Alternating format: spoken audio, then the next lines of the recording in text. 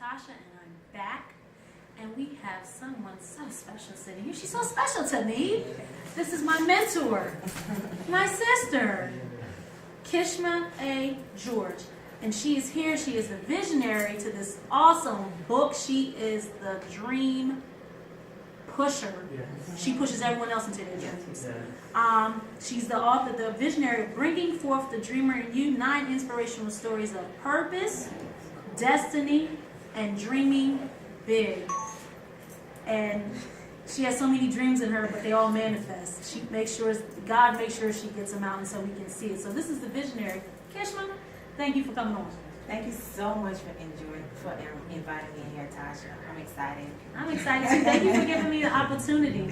Kishma, can you tell the listeners about you? That camera's on every eye. Can you tell the listeners about you, please?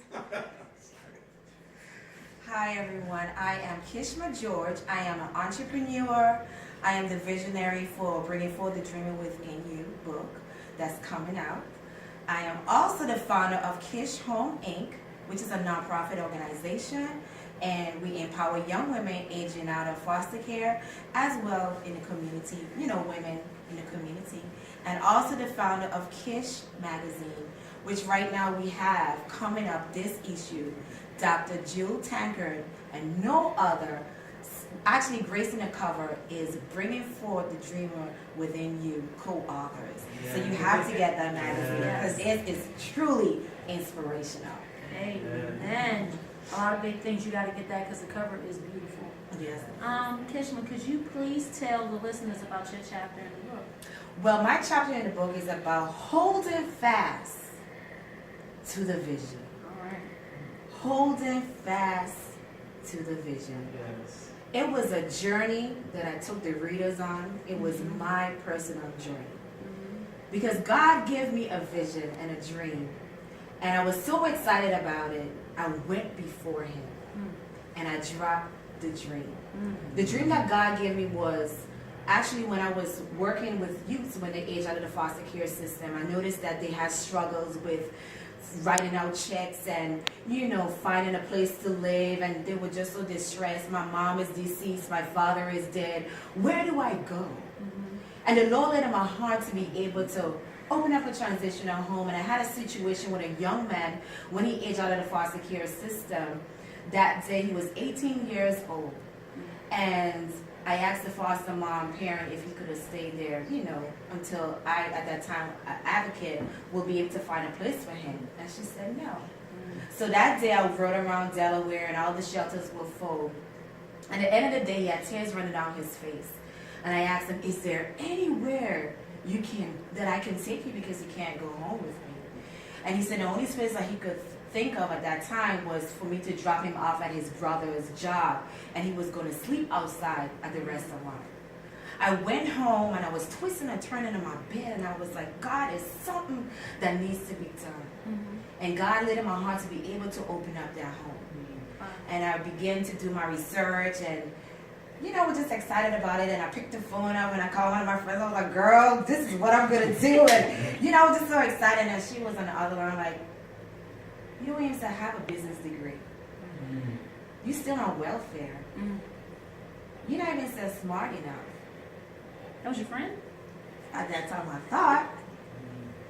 And the list goes on and on. And I started to doubt myself. Well, I'm from the islands and I don't put my proper grammar correctly. I don't say is where it's supposed to be is and are. And probably not really that smart after all.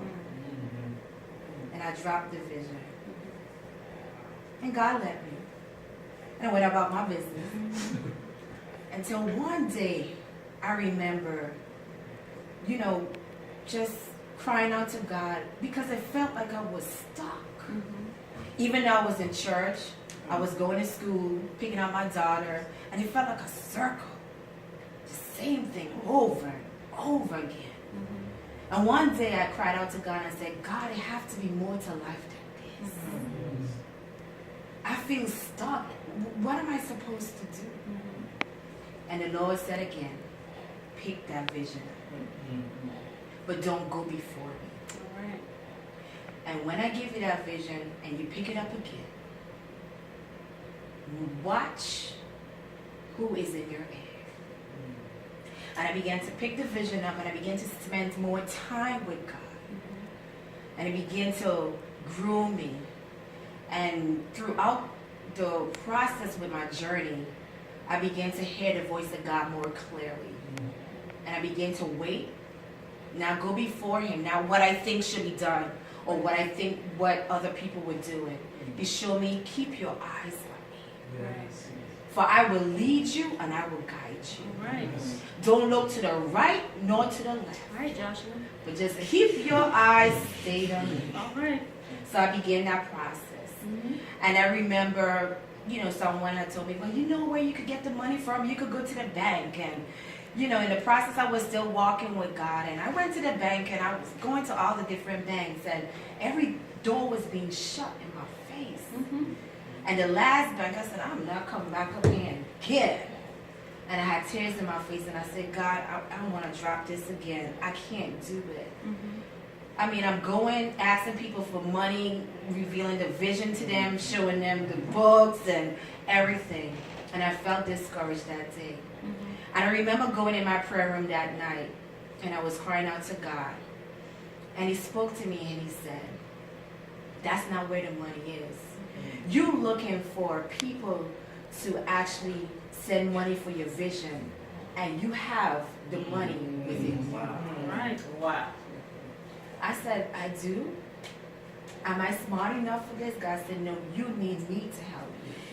I continued to stay in the face of God and begin to download strategies and ideas. That's where I get my stuff from. The magazine, this is what's going to produce. Because you see, the magazine is going to go forward. So when the home is up, the money will come in to keep the organization flowing. We won't have to depend on the government. He download plays. He download the Dreamers Tour. He downloading the books. Because that's going to bring in resources for the home. Amen. So in my journey in the book, I was encouraging people that even though you don't have the resources, if you stay close with God, even though sometimes, yes, we do feel like we want to give up. I wanted to turn in the towel many times. But as I seen that as God opened one door, he will open another door if I take that faith walk. Right.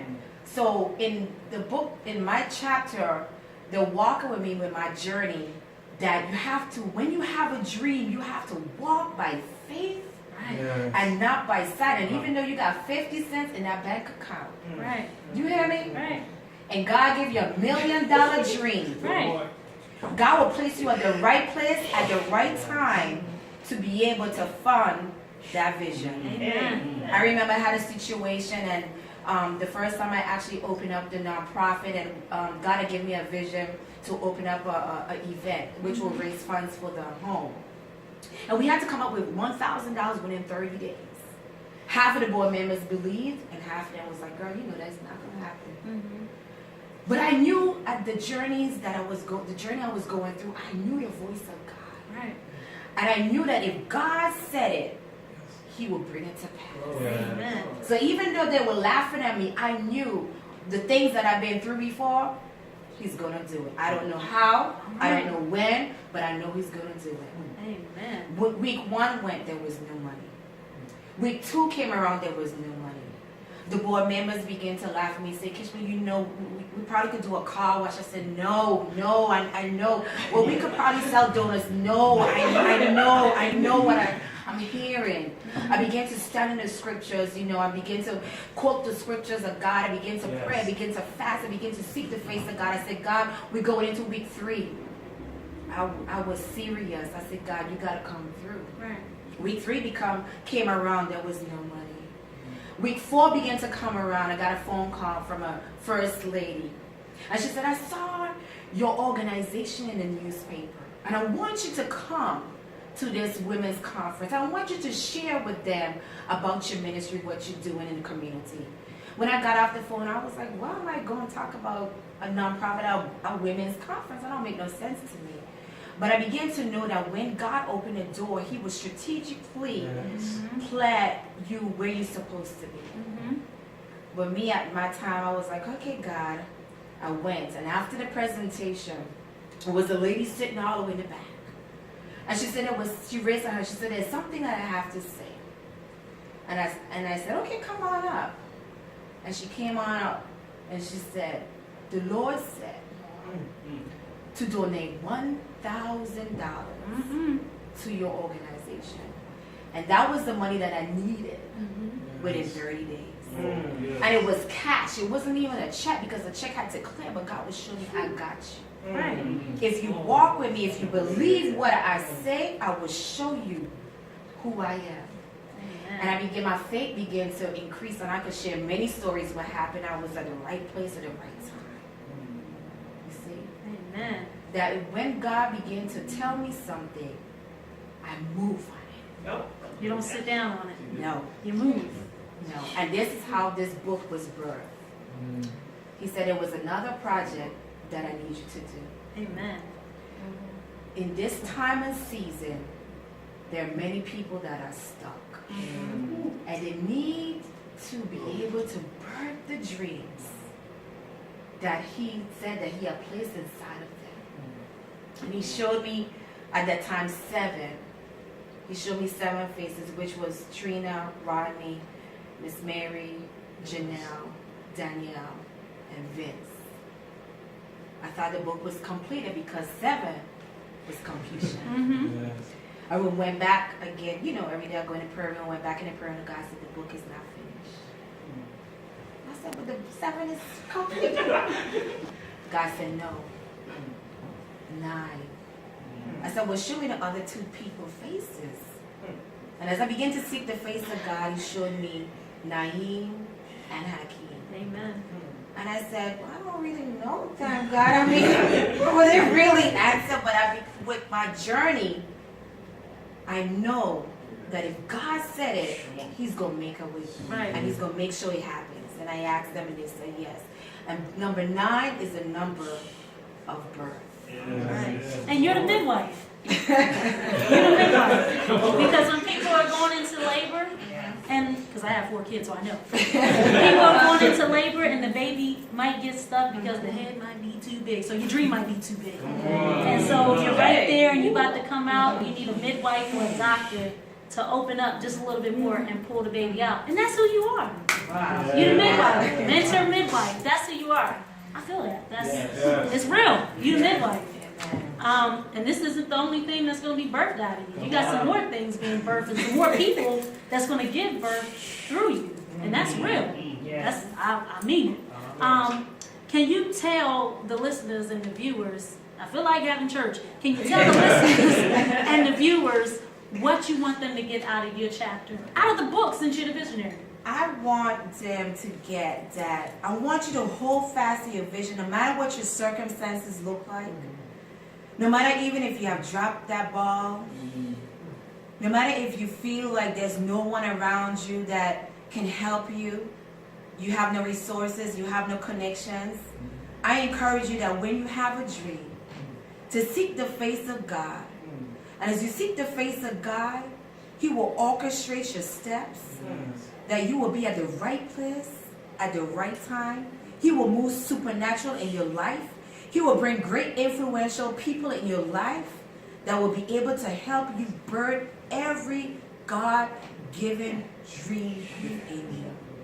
That this is the season that you have to walk by faith and hold on to God's dream for your life. Offering plates. I thank God for you. I thank God for your purpose. I thank God for your life. I thank God for what he has planned for you, what he's done for you. I just thank God for you, Kishma, and everything that God has used you to bring forth. Because this is just not the end. You got more and more and more and more and more. I want to say that Les Brown is doing the forward. And if you don't know who he is, he's a national known motivational speaker. You can find him on Facebook, see who he is. He's doing the forward.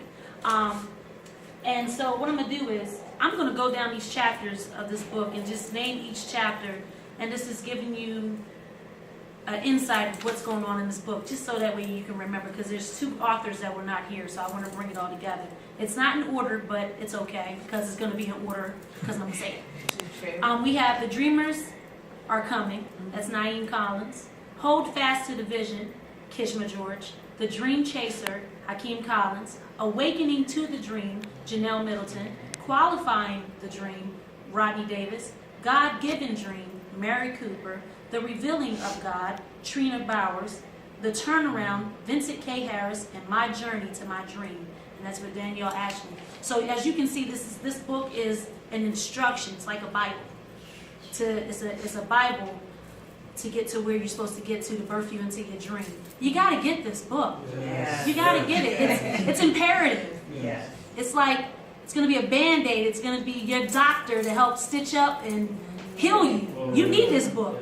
So I'm going to tell you that you need to get it. And you need to get tickets to this signing as well, April 25th at Delaware Tech at 2 o'clock. 2 o'clock.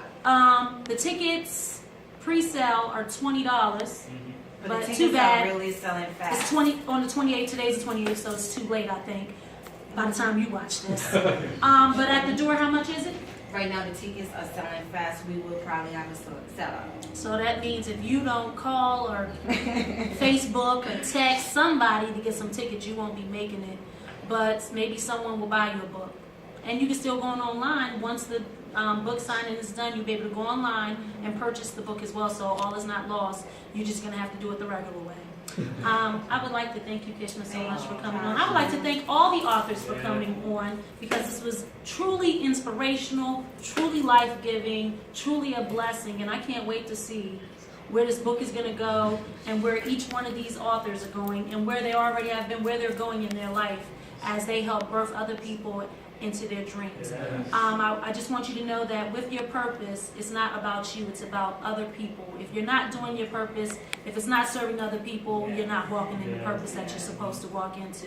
Kishma's a great example. It's not about her, it's about everyone else and building up God's kingdom and God's people.